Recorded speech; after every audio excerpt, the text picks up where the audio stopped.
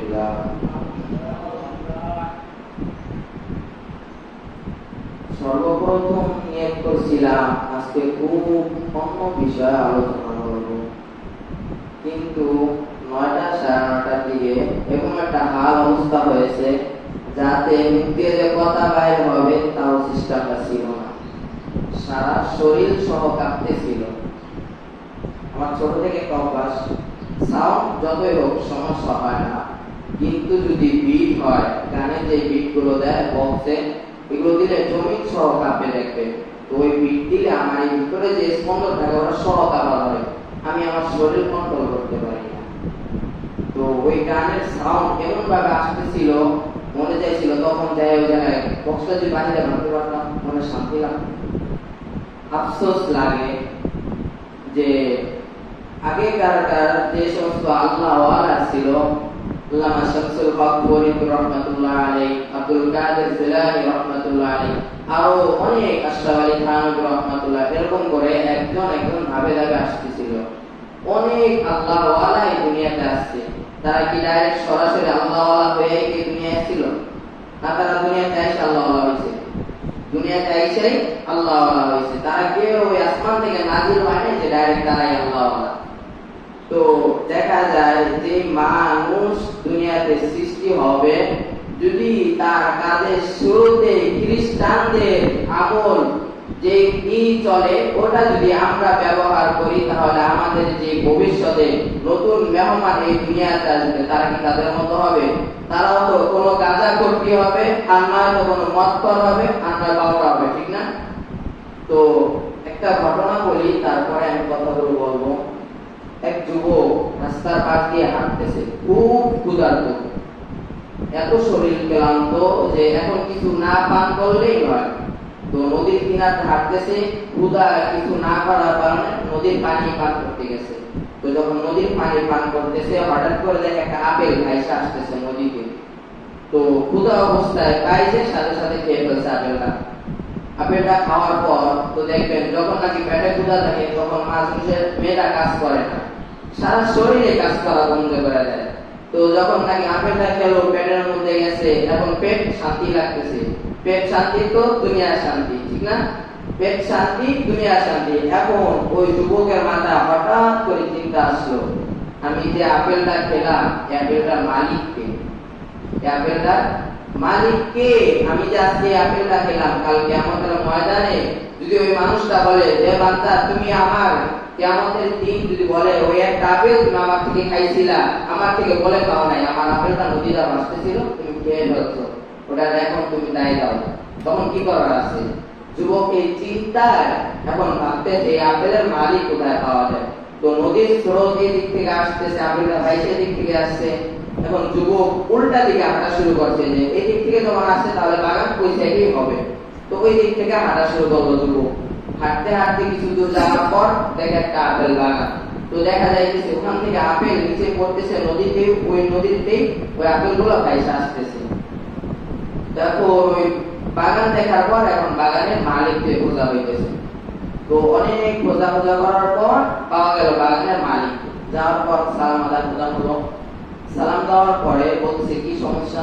পরে বলতেছে যে হুজুর, আমি আপনার বাগানের একটা ফল নদী দিয়ে ভাসে যাইতেছিল, তখন আমি তা পান করে খেয়ে ফেলছি।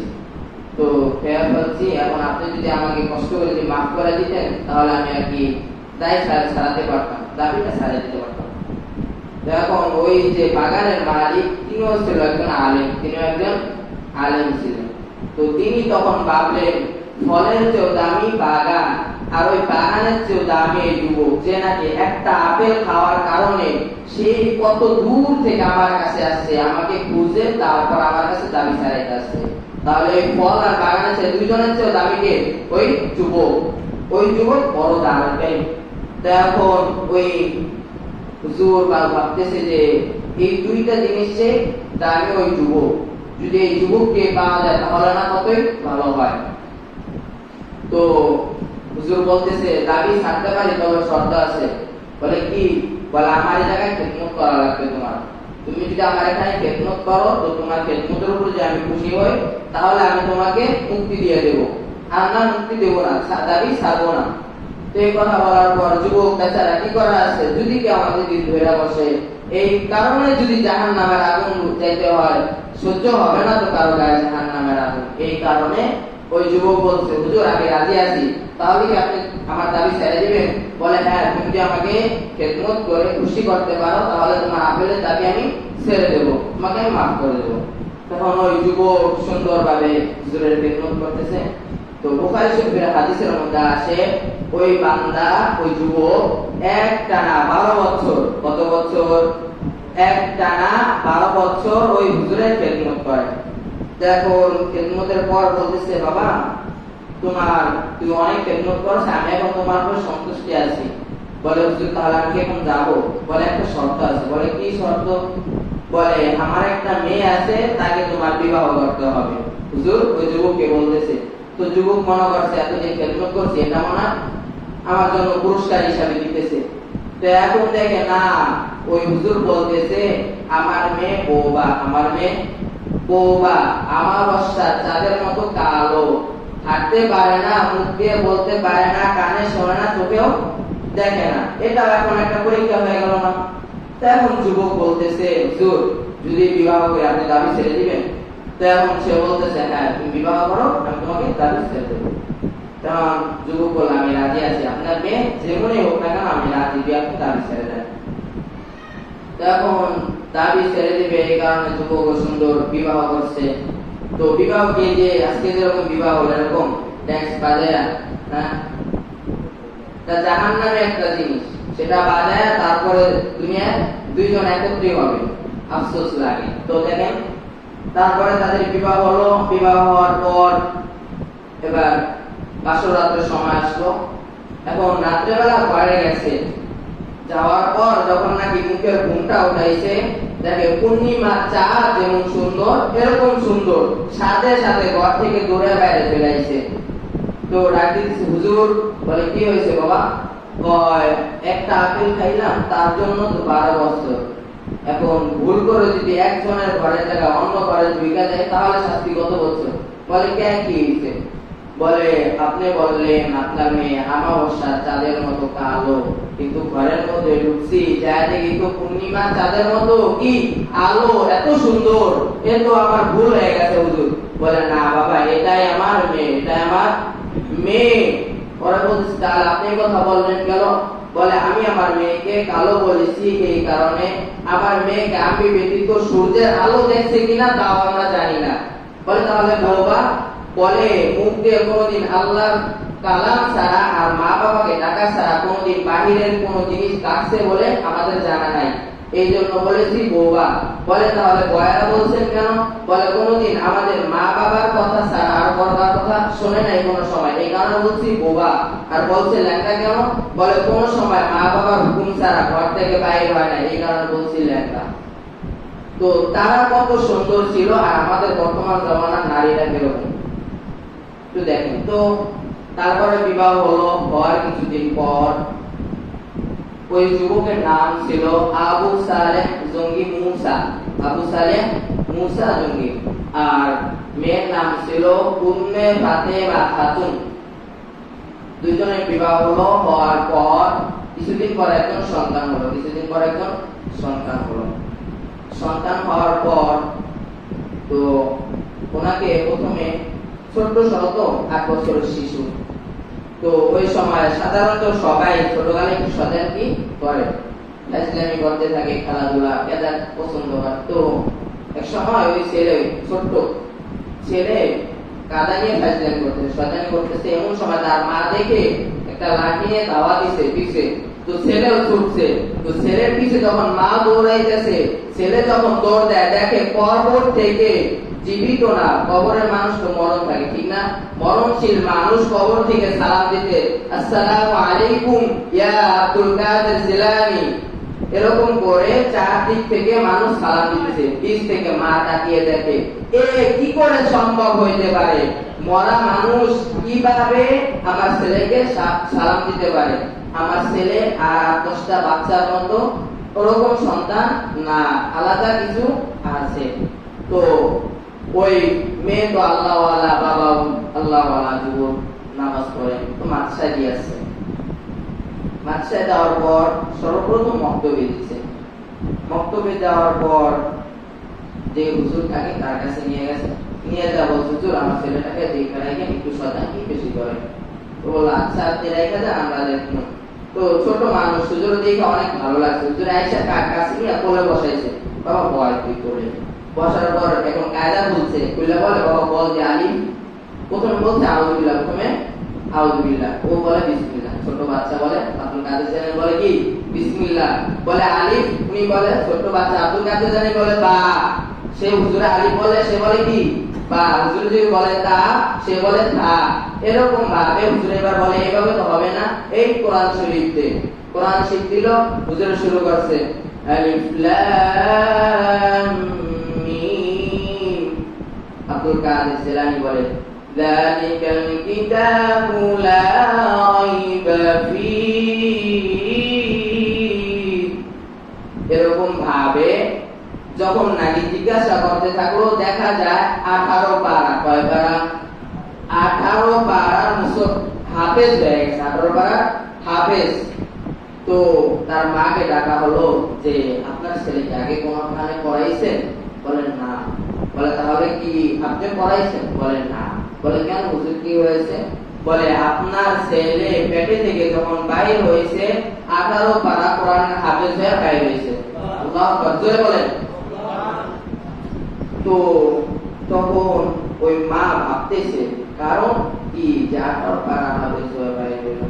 তো মার মনে পড়ছে যখন নাকি ছেলে গর্ভে ধারণ ছিল, ওই অবস্থায় 18 পারা শুধু তেলাওয়াত করতে পারছিল, 18 পারা কোরআন দেখে তেলাওয়াত করতে পারছিল, আর বাকিটা ব্যথার কারণে সইতে পারে নাই, যে কারণে করতেও পারে নাই।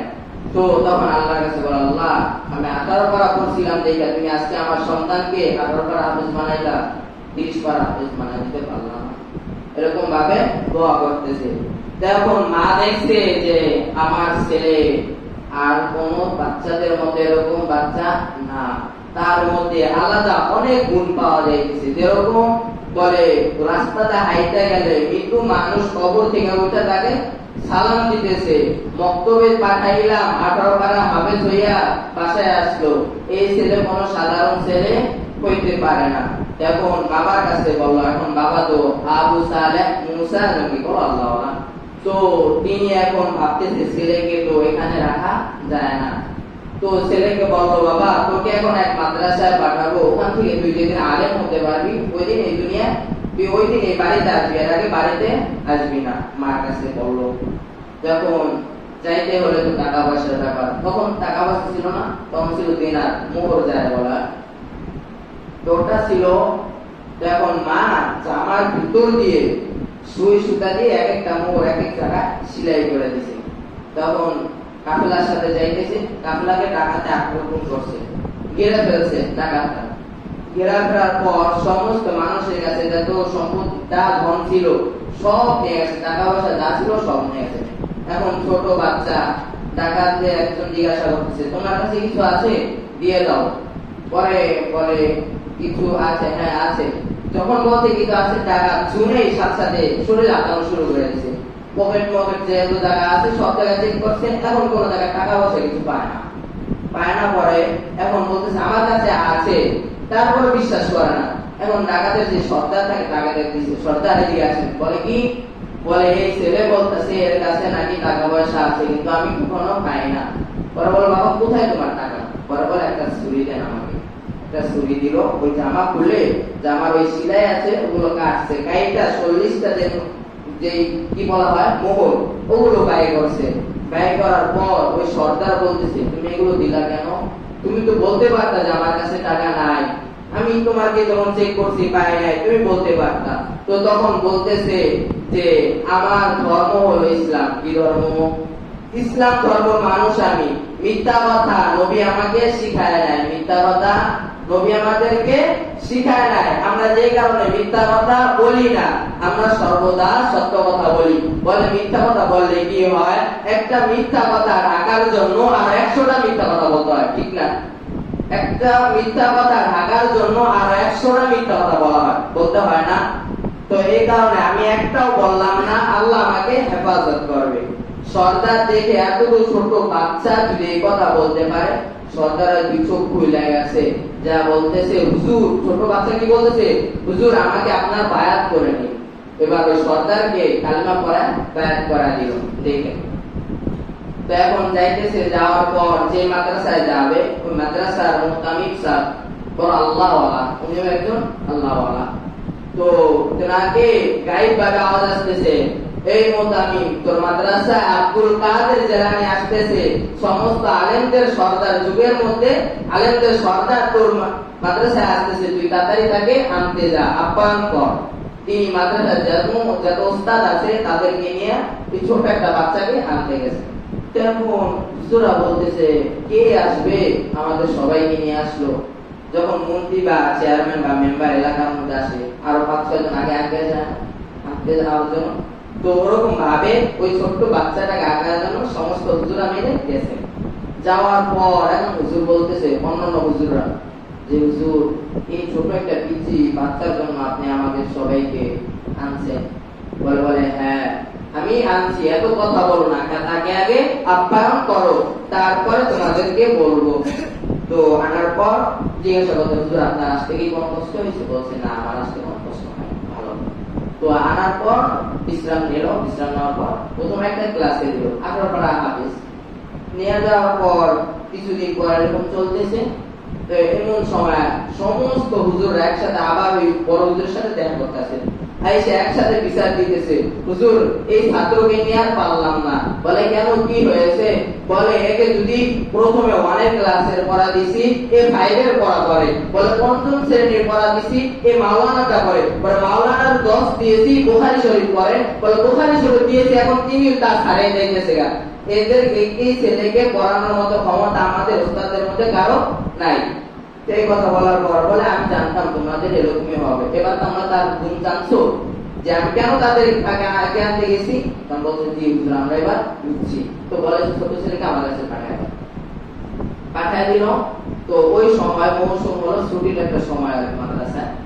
তো মাদ্রাসা ছুটি হইলো। তো ছুটি হওয়ার আগের দিন এক মুরব্বী আসছে, হুজুর আমার বাড়িতে একটা ছেলে আমি লজিক রাখবো, একটা ছেলে আমি লজিক রাখবো, যে আমরা বুড়া মানুষ, আমাদের কোনো ছেলে সন্তান নাই, যেন আমাদের একটু খেদমত করতে পারে, আমরা যেন তার একটু খেদমত করতে পারি। তো হুজুর বললো যে তুমি তাহলে কালকে এসো, তোমাকে আমি একটা ছেলে দিব না, বন্ধের জন্য একটা ছেলে তোমার কাছে আমি দিব। তো এখন বন্ধের দিন, ওই দিন তো খাওয়া লাগবে। এখন হুজুর ছাত্রকে দাওয়াত দিতেছে যে আপনার কালকে আমার বাসায় দাওয়াত। হুজুর ছাত্রকে দাওয়াত দিতেছে যে কালকে আমার বাড়িতে আপনার দাওয়াত। তো হুজুরে গেল, ওই ছাত্র গেল হুজুরের বাসায়, খানা দানা খাইলো। খানা দাওয়া খাওয়ার পর বিশ্রাম নিতে এমন সময় মুরব্বী আসছে, ওই বুড়ো লোকটা আসছে যে হুজুর একজন ছাত্র দিবেন। তো ওই হুজুরকে দিছে, আব্দুল কাদের জিলানীকে সামনে আগায় দিছে যে এই আপনাদের ছাত্র। এখন দেখা তার পছন্দ হয়, শরীর হলো খড়ির মতো শুকনা, শরীর খড়ির মতো শুকনা, এই ছেলে কি নিব, এ আমাদের কি খেদমত করবে বা আমরা এই কি খেদমত করবো। তো এখন নিবে পরে, এখন হুজুর বলছে এখন মানাও তো করা যায় না। তো ওই এলাকার মধ্যে ওই হুজুর একজন ভালো, একজন আল্লাহওয়ালাদের মধ্যে একজন। তো তখন বলতেছে আচ্ছা হুজুর দেন, সমস্যা নাই। তো এখন আব্দুল কাদের জিলানী বলতেছে, আমাকে যে নিবেন, আমাকে নিতে হলে 3টা শর্ত আছে। কয়টা? 3টা। বলে কি কি শর্ত? বলে 1 নাম্বার শর্ত, আপনাদের যে কাজ আছে আমাকে বলবেন, আমি করে দেব, তারপরে আর আমাকে ডিস্টার্ব করতে পারবেন না। আপনাদের যে কাজ থাকবে আমি করে দেব, তারপরে আর আমাকে ডিস্টার্ব করতে পারবেন না। 1, ডিস্টার্ব করতে পারবেন না। 2, বলে আমার খানা এবং জামা কাপড় ওযু করার সহিত ধুয়ে দিতে হবে এবং পাক করতে হবে। ওযু থাকা অবস্থায় খানা পাকাইতে হবে এবং ওযু অবস্থায় আপনার জামা কাপড় ধুয়ে দিতে হবে। বলে আরেকটা বাবা, বলে আরেকটা হলো আমি যখন দরজা আটকায় ভিতরে যাব, আমাকে আর আপনারা ডিস্টার্ব করতে পারবেন না, আর ডাক দিতে পারবেন না। যদি আপনাদের কোনো জরুরি কাজ হয় তখন ডাক দিবেন, এছাড়া ডাক দিতে পারবেন না, দরজা খোলার জন্য ডাক দিতে পারবেন না। এখন হুজুর বলছে ছাত্ররা নিতে হবে, এখন 3টা শর্ত দিছে, কিছু তো করার নাই, নিতেই হবে। তো বলছে আচ্ছা হুজুর সমস্যা নাই, মানলাম। তো বাড়ি নিয়ে গেছে, নিয়ে যাওয়ার পর কাজ দিছে, যেই কাজ করতে লাগে 5 ঘন্টা, যেই কাজ করতে 5 ঘন্টা সময় লাগে, ওই কাজ 1 ঘন্টায় হয়ে যায়। আবার কাজ দেয় 2 ঘন্টার কাজ আধা ঘন্টায় হয়ে যায়। মানে তারা মিলাইতে পারতেছে না, এটা কিভাবে সম্ভব? যেই কাজ করতে 5 ঘন্টা সময় লাগে তা 1 ঘন্টায় হয়ে যাইতেছে। আশ্চর্যের বিষয় না? তো যাক, হওয়ার পরে কাজ শেষ। এখন খাওয়ার সময় হয়েছে, দুপুরে খাবে। খাওয়ার আগে জিজ্ঞাসা করতেছে, আমার খাবার কি ওযু করার শেষ পাকানো হয়েছে? পরে বলতেছে, জি। ওযু করার পরে আপনার খানা পাকানো হয়েছে। বলে জামা? বলে হ্যাঁ, আপনার জামা ওযু করার পরে, ওযু অবস্থা অর্থাৎ পবিত্র অবস্থা আপনার জামা এবং খানা দুটোটাই হয়েছে। তো বলে আচ্ছা। ও খানা খাওয়ার পরে ঘরের মধ্যে ঢুকে গেছে। 1 দিন 2 দিন 3 দিন হয়ে যায়, ঘর থেকে আর বাইরে হয় না। এখন বুড়া আর ওই বুড়ি দুইটা চিন্তা করে গেছে। 3 দিন হয়ে যায়, আজকে দরজা খোলা না, ভিতরে কি বাইচা আছে না মরে গেছে। বুড়া যাইয়া নক দিতেছে। দেওয়ার পর হুজুরে ওই আল্লামা আব্দুল কাদের জিলানী রাহমাতুল্লাহ আলাইহি হুজুরে মানে একটু ব্যথা নিয়ে দরজাটা খুললো, কি হয়েছে, কোনো কাজ আছে? বলে আপনি কি বলতেছেন, কি হয়েছে? এটা কোনো কথা? 1 দিন 2 দিন 3 দিন হয়ে যায়, খাওয়া নাই, গোসল নাই, কিছু নাই, ওই অবস্থার ভিতরে আছেন। বলে আমি আপনাদেরকে আসার সময় বলেছি না, আমি যদি দরজা আটকে দেই তারপরে আর আপনারা আমাকে ডাক দিতে পারবেন না? বলে তাহলে এইভাবে? বলে হ্যাঁ এইভাবে। বলে আচ্ছা, পরবর্তী কোন কাজ আছে? বলে না। তাহলে বলে আপনারা যান, আমার মত আমাকে থাকতে দেন। তো হুজুর আবার ভিতরে ঢুকে গেল, ওই পুরোপুরি চলে গেল। চলে যাওয়ার পর আবারও এরকম 1 দিন 2 দিন 3 দিন করতে করতে 1 সপ্তাহ হয়ে যায়। এখন বুড়ি বুড়ারে বলতেছে, যা দেখো আজকে মনে হয় মরে গেছে, এত কোনো মিস নাই, হুজুরের কাছে কি জবাব দেবা? তাড়াতাড়ি যাও। যাওয়ার পর রাত্রে বেলা তখন নক করেছে, নক করার পর হুজুর রাগ হয়ে গেছে যে কি হয়েছে, এরকম বারবার ডিস্টার্ব করতেছেন কেন? পরে বলতেছে, ডিস্টার্ব করবো তো করবো কি, আপনার কোনো খোঁজ খবর নাই, আজকে 1 দিন 2 দিন না 1 সপ্তাহ হয়ে যাইতেছে, আপনি দরজাও করেন না, ভিতর থেকে বাইরে হন না, আপনি করেন কি ভিতরে? হুজুরে বলে কি করি, তোমার দেখা লাগবে? বলে হ্যাঁ, আমার দেখা লাগবে। তো রাত্রে বেলা ওই বুড়ার টাইম না, বাড়ির উঠান যে থাকে, উঠানের মধ্যে নিয়ে এসে, উঠানের মধ্যে না এরকম হাত আছে, বাম হাতের নিচ দিয়ে ডান হাতে এভাবে ঢুকে এরকম ধরছে বুড়ার। ধরার পর এবার চোখ খুলতে হয়। বুড়া তুই চোখ খোল। চোখ খোলার পরে সামনে তাকায়। বলে তাকায় তুই এখন কি দেখিস? আর কাউরে দেখি না। আকা নামদার তাজেদার মদিনা আহমদ মুস্তাফা মুহাম্মদ মুস্তাফা সাল্লাল্লাহু আলাইহি সাল্লামকে দেখতেছি। আল্লাহু আকবার বলেন। বলে আর কি দেখতেছো? বলে ডানে তাকাই, ডানে তাকায় দেখি আবু বকর সিদ্দিক বসা। বলে বামে তাকা। বলে বামে তাকায় দেখে ওমরের খাত্তাব বসা। বলে ওই দিক তাকায় দেখ, ভালোভাবে দেখ। বলে হ্যাঁ হুজুর, আরো দেখতেছি ভালোভাবে, আপনি নবীর পাশে বসা। আল্লাহু আকবার। শুধু তাই না, বলে আরো দেখ, ওই যে সামনে আর বহুত মানুষ বসা, দেখি তার মধ্যে। বলে তার মধ্যে তাকাইছে, এরকম করতেছে। বলে হ্যাঁ হুজুর, আরেকটা দেখছি। বলে কি? বলে আমি তো ওই জায়গায় বসা। বলে তুইও বসা? বলে হ্যাঁ। এই কথা বলার পর হাত ছড়ায় নিছে। হাত ছড়ায় নেওয়ার পর বলতেছে, 41 দিন ধরে তুই বাড়ির বাইরে যা, তোর বউর সাথে দেখা কর। 41 দিন 2 মিনিটের সময়। সময় কতক্ষণ? 2 মিনিট। শুধু আল্লাহ আল্লাহ দেখছে, আমার নবীকে দেখছে, সাহাবায়ে কেরামদের দেখছে, আব্দুল কাদের জিলানীকে ওই জায়গায় বসা দেখছে, এবং উনি নিজেও দেখছে ওখানে উনি বসা। এই দেখা চলে আসছে, শুধু এতটুকু হাত ছড়াইছে আর দিচ্ছে, এতটুকু দেখছে। এখন হুজুর বলতেছে, দেখলাম মাত্র 2 মিনিট, আপনি কইতেছেন 41 দিন হয়ে গেছে, এটা সম্ভব কেন? এখন ওই বুড়া বেড়া বিশ্বাস করে না যে এটা কোনোদিন হয় নাকি। হাত ঢুকাইলেন আর ছড়াইলেন, শুধু দেখলাম আর চোখটা বললাম, এতেই হয়ে গেল 41 দিন, এটা কোনোভাবে বিশ্বাস না। এখন বাড়ি গেছে, রাত্রে বেলায় আবার বাড়ি গেছে। বাড়ি যাওয়ার পর বুড়ি তো ধইরা ওরে কান্দা কারে পর 41 দিন স্বামী বাড়ি নাই। একজন স্ত্রী যদি দেখে হঠাৎ করে স্বামী বাহিরে গেছে, 41 দিনের মধ্যে আর বাড়ি আসে না, কোনো খোঁজ খবর নাই, বড় অবস্থা কি হইতে পারে? ধইরা তো যত ধরনের কর্ম আছে সব বলছে। এখন বুড়ায় পরে কয়, পাগল হয়ে গেছিস? বুড়ির মাথা মনে গেছে, 2 মিনিটের সময় দেখলাম 41 দিন বানায় গেল। তো তখন ওই বুড়া ফজরের নামাজ পড়তে গেছে। নামাজ পড়তে গেছে পরে মুসল্লি যারা আছে সবাই সালাম দেয়। আপনি কই গেছিলেন? কেউ কেউ বলতেছে চিল্লাই গেছিলেন, কেউ কেউ বলতেছে হজে গেছিলেন, এতদিন দেখলাম না। বুড়ায় কয়, আমারে দেখলো না, 2 মিনিটে লেগে গেলাম। তখন বুড়ায় কইতেছে যে মনে হয় এদের সবার মাথায় গেছে। এখন যখন ফজর নামাজ পড়ে বাহিরে এলাকার মধ্যে বেরিয়েছে, মহল্লার মধ্যে, এখন মহল্লার মানুষ যে দেখে সালাম দিয়ে বলতেছে, হুজুর কই গেছিলেন? হুজুর কই গেছিলেন? এতদিন কইতে বুড়া তুই কই গেছিলি? আজকে কইতেছে হুজুর আপনি কই গেছিলেন? কি হইল ব্যাপারটা? পরে একজন বলতেছে, আপনার 41 দিন ধরে দেখি না, চিল্লাই গেছিলেন? পরে বলে না। তো ওই অবস্থায় যখন ভাবলো যে হ্যাঁ ওই ছোট বাচ্চা আব্দুল কাদের জিলানী বলছে যে 41 দিন আমি বাড়িতে ছিলাম না, এটাই সত্য, এই কারণে সাথে সাথে আয়েশা ওই শিশুর কাছে বলে, হুজুর আমাকে বায়াত করায় দেন, আমি আপনার কাছে বায়াত হইতে যাই। কালেমা পড়া বায়াত করায় দিল। এখন বায়াত হওয়ার পর এখন আপনার যে মানুষটাকে বড় মহব্বত করে আপনাদের বাড়ি যদি আসে, আপনি আপনার স্ত্রীকে বলবেন না এই আজকে খাবার ভালো মতো পাকাইবে, আমার বন্ধু আইছে বা আমার এই আত্মীয় আইছে, খাবারটা কিন্তু সুন্দর করে পাকাবি। এখন ওই বুড়াও হুজুরে তো মহব্বত করে, বুড়িরা যায় বলতেছে এই আমার হুজুরের খানা কিন্তু অনেক ভালোভাবে বানাইবি, খানার মধ্যে যাই কোনো ভুল ত্রুটি না হয়, যদি ভুল করে খাইছি, যদি ভুল ত্রুটি হয় করে খাইছি। তো এই বলার পর এখন ওই বুড়ি কয় এত কষ্ট করলাম 41 দিন পর আইছে, আমার লগে একটু ভালো মতো কথা কইব, তা না বলে যে পিচির লেগা জ্বালায় আছে এই পিচির খানা আরো ভালো মতো রাঁধতে পারে, এটা কি আপনি সম্ভব হয়? এখন তো বুড়ির শরীর একবারে হিট গরম হয়ে গেছে, এইটা কেমনে সহ্য হয়? এটা তো আমার সহ্য হইতেছে না। আমার থেকে ওই পিচি তার কাছে এত আপন হয়ে গেল, স্ত্রীর থেকে ওই পিচি এত আপন হয়ে গেল যে নিজেদের সন্তানও না। তাই এখন বুড়ি রাগ হইয়া রাত্রেবেলা ওই হুজুরের কাছে যাইতেছে, হুজুর কি করে যার পরিবার ওলাই যাইতেছে, দেখা দেখো হুজুর এবার রাস্তার মধ্যে হাঁটতেছে, বুড়ি পিচ ধরছে, পিচ ধরার পর আল্লামা আব্দুল কাদের জিলানী যখন হাঁটে, বলে হাঁটতে হাঁটতে কিছু দূর যাওয়ার পর দেখে একটা মহিলা একটা কবরের সামনে কান্না করতেছে। এখন আগেকার মানুষের কানের শ্রবণ অনেক ভালো ছিল, চোখের জ্যোতি অনেক ভালো ছিল। বর্তমান তো মোবাইল বাইর হয়ে, হেডফোন বাইর হয়ে কানের মধ্যে ঢোকানোর কারণে কানেও কম শোনে, মোবাইল দেখার কারণে চোখেও কম দেখে। তো এখন তারা তো ভালো দেখতেছে সবকিছু। এখন আল্লামা আব্দুল কাদের জিলানী বলতেছে আম্মা আপনি কাঁদলেন কেন? বসা যে মহিলাটাকে বলছে আম্মা আপনি কাঁদলেন কেন? পরে বলে বাবা আজকে আমার ছেলে মারা গেছে, তো এই কারণে আমার অনেক কষ্ট হইতেছে, এটা কান্না করতেছে। তো এখন আল্লামা আব্দুল কাদের জিলানী বলে আম্মা আমি কি আপনার সন্তানকে জীবিত করে দেব? আপনার সন্তানকে জীবিত করে দেব? এখন মা বলতেছে বাবা তুমি আমার সাথে এখন ফাইজলামি করো না, তুমি কি আমার সাথে মশকরা করতেছো?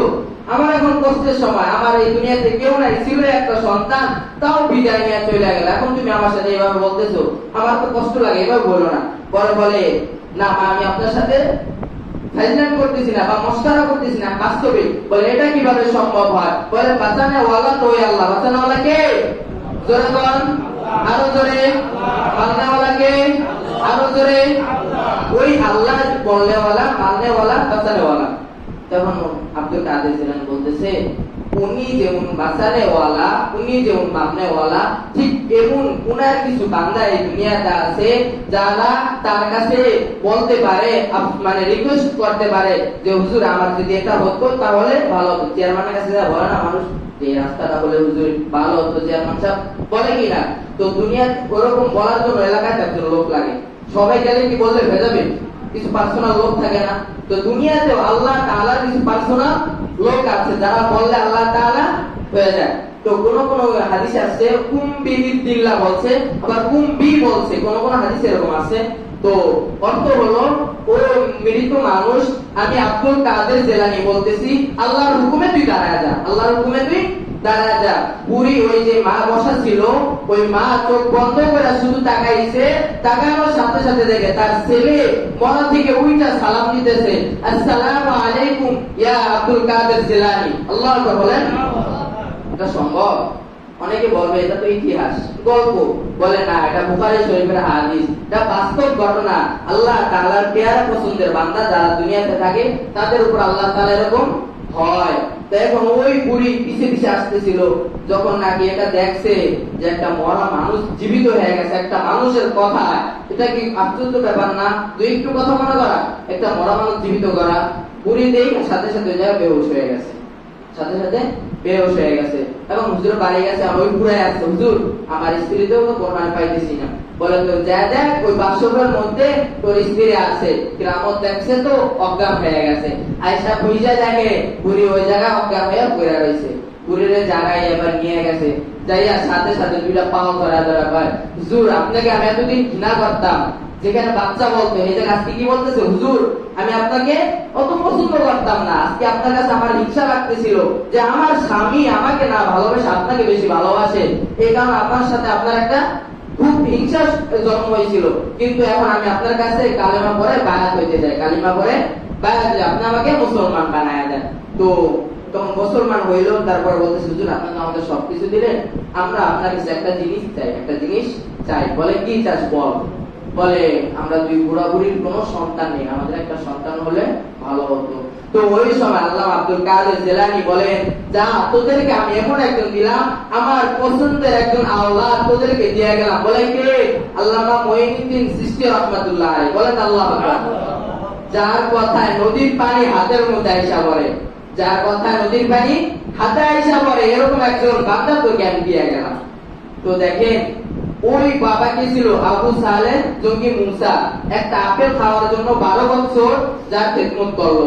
তো আবার এরকম একজন আল্লাহ ওলিও পাইছে, যাকে বিবাহ করার পর দুইজন এক হওয়ার কারণে এই দুনিয়াতে একজন আল্লাহওয়ালা জন্ম নিছে।